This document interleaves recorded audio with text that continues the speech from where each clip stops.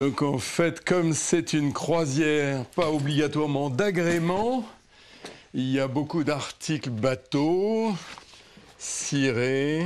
Yassine Affaf s'envole demain pour un voyage qui risque d'être mouvementé, car il le sait, la flottille pour Gaza sera certainement arraisonnée avant de l'atteindre, et il pourrait bien se retrouver détenu dans une cellule israélienne.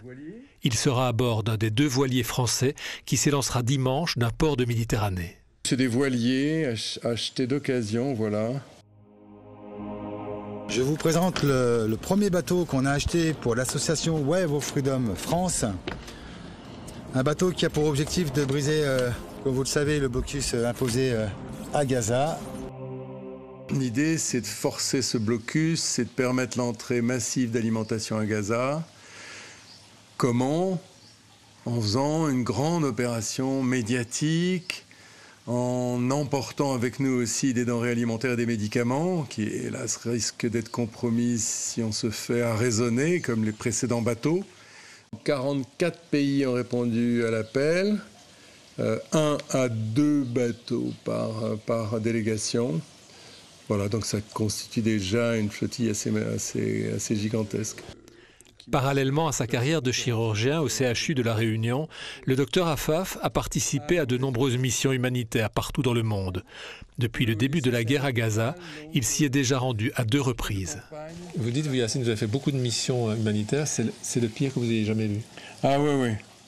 Oui. Et pourtant j'en ai fait, et celle-là, elle dépassait du fait des arrivages massifs de blessés, des bombardements, et que c'est une toute petite bande de terre, je veux dire, où les gens peuvent pas. C'est ça qui fait l'horrible originalité de cette guerre, c'est que c'est des gens qui sont bombardés depuis 2 ans, massacrés depuis 2 ans.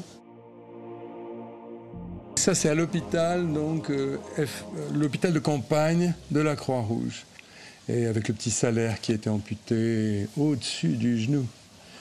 Et ça, c'est une victime de bombardement? Ah, bien sûr, oui, bien sûr. Et j'ai eu une vidéo où il fait le clown. Il est extraordinaire, ce gamin. Extraordinaire.